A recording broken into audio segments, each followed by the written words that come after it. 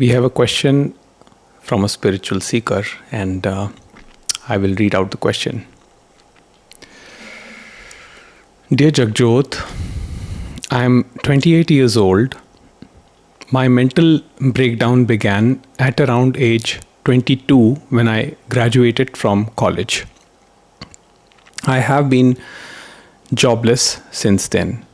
For 6 years, my parents have financially taken care of me. For 6 years, I was isolated, writing hundreds of pages of thoughts every day, thinking about my life and seeing the inner truth, power dynamics, and falseness of all that I believed in for so long. I used to feel intense emotional pain, turmoil, and despair. To ease this, I would write down for hours or desperately search something on the internet that will give a hint to soothe the turmoil. My family members do not understand what has happened to me. I'm 28, jobless, unmarried. I want to get a job, but ambition, materialism, and goals give me emotional pain. I feel like if I get a job, I will be consumed by materialism. But I'm also desperate for a job because time is running out. And I am an Indian girl, being a burden on my mother as my father has passed away. My question is, I want to become something, do something, job and marriage. But thinking, visualizing about them gives me turmoil. Because the whole structure of these things is social, material, and cultural. It's like I'm trying to connect a wire to a socket that I cannot tolerate, and it sparks, bursts, and blasts. Nevertheless, I still want to get a job and get, quote, married. But I don't have thoughts that align with my feelings. When I think about job, these thoughts come to my mind. When I get a job, now this is in quotes, when I get a job, people will admire me, praise me, respect me, congratulate me, take me seriously, look up to me, fear me, because this is literally what happens in society. If you take away these thoughts, why would anyone do job? People do all sorts of job for security, comfort, status, enjoyment, power, respect, pleasure, and they openly admit and accept it. But it does not work for me. When I have these thoughts, I feel turmoil. And when I avoid these thoughts, I have no reason to get a job. All reasons, all motives feel a lie to me. I can't find the reason why I want to get a job, but I must get a job. I can't lie to myself that I want to do a job to, quote, serve the nation, help the poor, do justice, run the country, stand for truth, change the country. These are the things that people speak in their interviews, but I cannot lie to myself. I do not know why I want to do a job. The social reasons give me turmoils.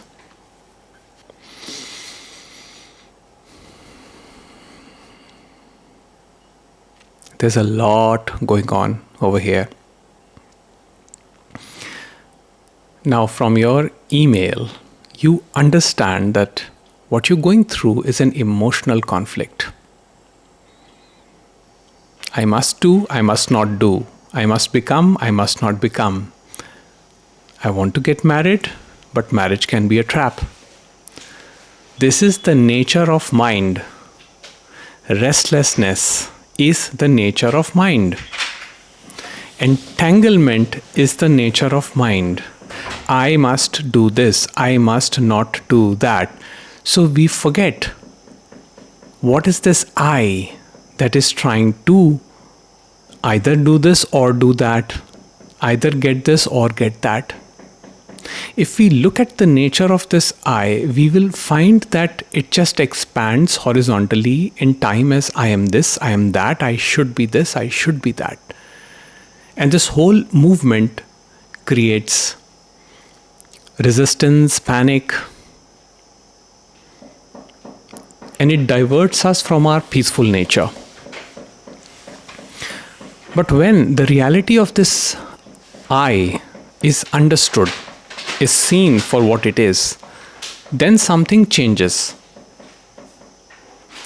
Then one's action becomes spontaneous. In other words, there is no conflict, but whatever a situation is presenting in the moment is accepted. This conflict for you is coming up because you're not accepting the situation that is coming up in the moment. And the situation is that you do need a job. Because you are living with your mother, as you say, and your father is not there anymore. Therefore, you do need a job. You need to sustain yourself. It is not good to be a burden on the other, even if it's your parent. And it's all fine. There is no thinking about this. But in your case, thinking has come up as, I may get stuck in materialism. I may get stuck in the culturalism. I may get stuck in the social norms. It is all based on assumptions, you see. If you are solid inside, if you know your truth, then these things will not be a deterrent for you. Materialism cannot trap you when you are fully convinced of your truth. But when you're not convinced of your truth, and deep down there is a doubt, a seed of doubt that, am I missing something? Then that's what the mind takes advantage of.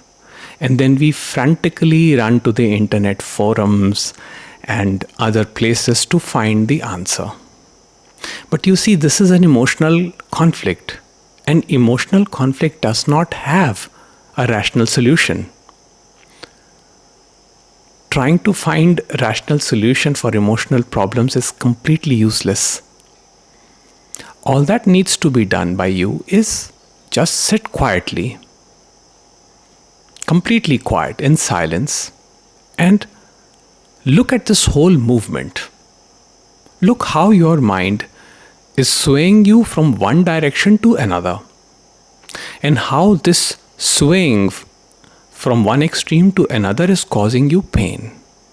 And that is where you will find your balance.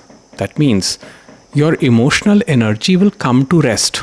When you see that this movement is causing you pain, the mind automatically will be drawn to stillness.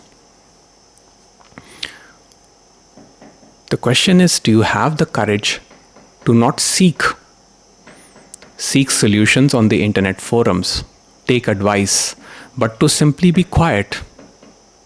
I'm not giving you a solution. There is no solution to the problem because it's an emotional conflict. I see it. It's only realization of one's true nature that brings peace, that brings this presence where rational decisions in life can be taken. And this is exactly what happened in the Bhagavad Gita, in Mahabharata with the Arjun. Arjun was in emotional conflict. And the conflict was that I am fighting my relatives, my brothers, my uncles, my teachers. How do I fight them?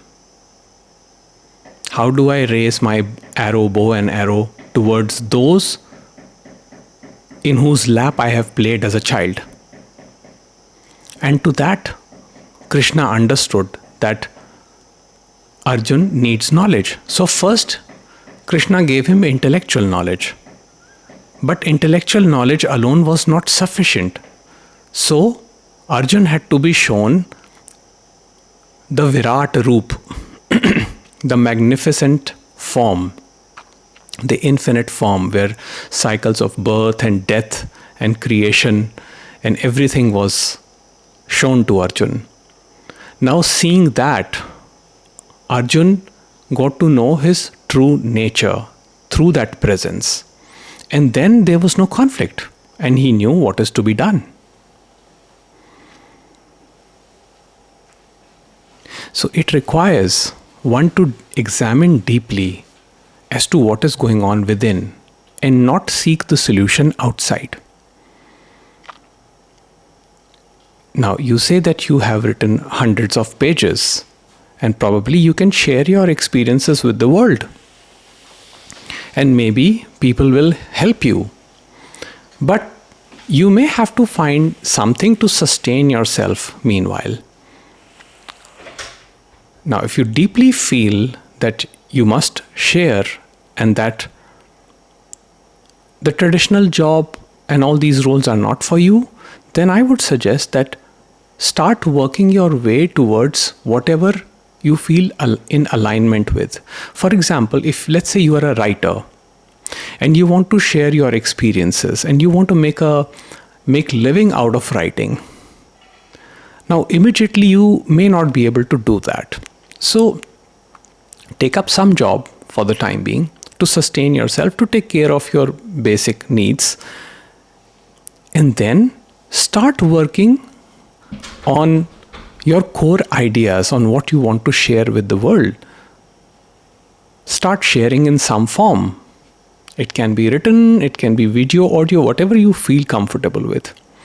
Start expressing yourself if you're wanting to be heard.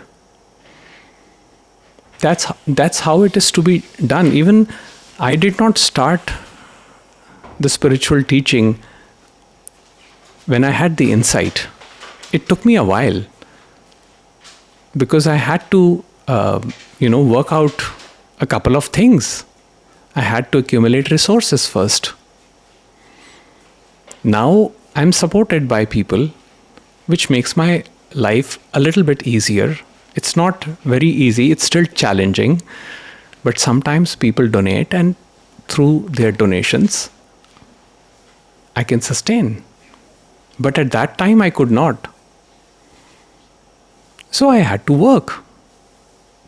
But there was no dialogue in my mind, whether this is right, this is wrong, it is going to consume me, it is going to change me. Nothing can change you if your core is strong. If you have completely identified your being, then all these things will not be a problem. Job, marriage, materialism, society. We are not separate from society. There is not something separate out there. Society is a reflection of what we have within us. And whatever dysfunction that you see out there is a larger manifestation of the spark that is within us. So if there is disquiet here within us, that manifests as war externally. That manifests as aggression, as violence externally. That manifests as chaos, but the chaos is fundamentally within.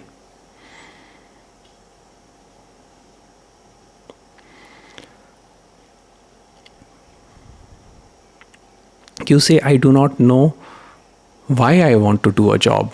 Because you want to sustain yourself. You need something to sustain yourself. It's a primal instinct to protect the mind-body organism. So you need something. But the idea that it is going to drive me in this way, in that direction, it is going to corrupt me, that needs to be examined. Who is worried about all of that? Who is worried about materialism?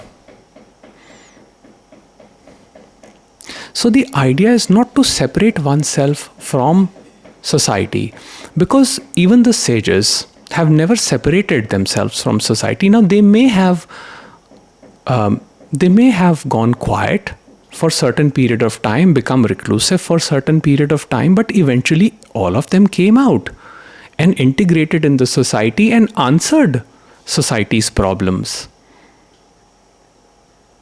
You see, there is no isolation. We cannot live in isolation. We have to We have to be there, out there, and in a state of peace. That is the objective. So peace can happen only when we recognize the peace within.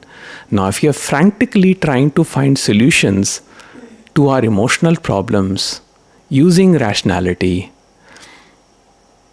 then we are just starting this endless fight with ourselves, because it's not going to work. It's going to even create more emotional turmoil. And then we will be frustrated and we will say it does not work.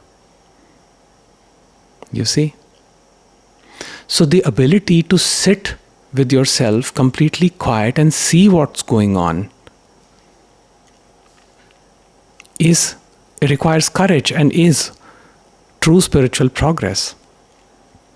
If you think in terms of progress, this idea of becoming and not becoming, or what will job give you or marriage give you, all of these things will begin to dissolve. Life becomes spontaneous. So if the job comes your way, you take up the job in a given situation when you see that you need a job.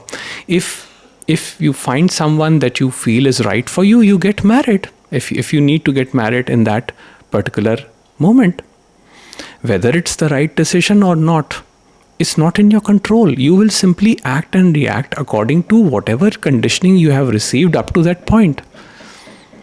So this teaching is not meant to stop you from making bad decisions. This teaching simply tells you there are no good or bad decisions. There are simply decisions. And some decisions may be very painful in life. Yes, we may attract a wrong person. We may experience a lot of pain. But that pain in the moment will not become suffering for our entire lives. In horizontal time, it will not become something that brings total emotional turmoil, because we know deep down that the action that happened in a given moment was based on the limited knowledge that I had in that moment. So you are right now 28 years old. That's very young. So 28-year-old girl, you may make some mistakes in life. Don't be afraid to make mistakes. Don't be afraid to go the wrong path. Don't try to protect yourself. When I say that, don't take it literally. Like, of course, protect yourself from physical harm and psychological harm, but don't try to overprotect yourself. That's what I mean to say. It's like, don't anticipate threat and then try to create a scenario where you're trying to protect yourself. I must get it right. There are mistakes. I mean, I'm 45 years old and I make mistakes even now. Most of my decisions, I would say, go wrong sometimes. Now I suffer the consequences when my decisions go wrong. But I do not cling to suffering in horizontal time. I do not condemn myself or criticize myself or feel shame for so perceived my decisions, because they were not my decisions. Those things happened. So, you see, one has to be open to the unpredictable flow of life. And that is the only pathway to peace. Fighting with life is not going to bring us any peace. Let it all happen. If a job happens, let it happen. If the materialism in your workplace starts to corrupt you and you notice it, then you can always take a decision. You can change the job. You can try somewhere else. You can try some other field where you feel, it more resonates more with you. So you see, these decisions will be made based on the steps that you take in life. But you are right now afraid to even take a step, which is my concern. So I'm telling you, take the step. Get a job. Whichever job you feel is for you, get a job and then see how it goes. Do not read big theories about how materialism corrupts Yes, there are problems with materialism, but there can be problems with spiritualism as well. It's not much different. The spiritual and material, they are one and the same. They're not two, nothing, there is no two, only one. So open yourself to more and more possibilities and go with the flow. That's my thought on this. Because when you go with the flow, you are more at ease. You're at ease with others and you're at ease with yourself. And less your nervous system is stimulated. And the less your nervous system is stimulated, the more peaceful decisions you're going to make, or quote unquote good decisions you're going to make in your life. But if your nervous system is stimulated, which can happen if it is God's will, then the suffering will happen, because then there will be impulsive decisions. So think, because God has given us this mind to think. But try to separate the emotion from the thought. Right now, from your email, what I see is that emotion is completely mixed up with the thought, which is not going to serve you, because emotion is way stronger than the thought. The animalistic mind, the amygdala, which is the central part of the brain, is actually much stronger than the frontal lobe, the front part of the brain. It is much stronger. It's a reality. It's a fact of life. But when we are silent, when we are quiet, even that animalistic part of the brain has no power to sustain for long. It becomes quiet. Just as an animal, after agitation, after violence, eventually gets tired and settles, so does our animalistic brain gets tired and settles. And then the clarity comes up. So when does the clarity comes up? The clarity comes up in the presence. Let the presence arise. With all your seeking, trying to find answer here, answer there, let me go to the forums, let me watch videos, let me listen to this, listen to that. You're just swaying your mind from one direction to the other. And which is actually creating more and more emotional turmoil. Now, internet is very good for certain practical things, like if you need to fix your house lock, all right, or if you need to learn how to make a new dish, then internet is wonderful. It's beautiful in that way. But if you try to find solutions to emotional problems, you're always going to get very limited perspectives. Because people who are answering the questions, they do not know anything about you, and you are asking them, what should I do? So, answer is going to come from within yourself. It is not to be sought anywhere else. Now, take advice from knowledgeable people around you. Sitting and talking to them, that's a different thing altogether. Face to face, not on the internet. But deep down, the answer is going to come from within you only. Because you know yourself much more than anyone will ever know. And you have to allow that presence to arise from within, where peace will give rise to rational solutions, even to practical problems. And emotion will be completely separated. So I hope that answers your question. Take care, and I wish you all the best.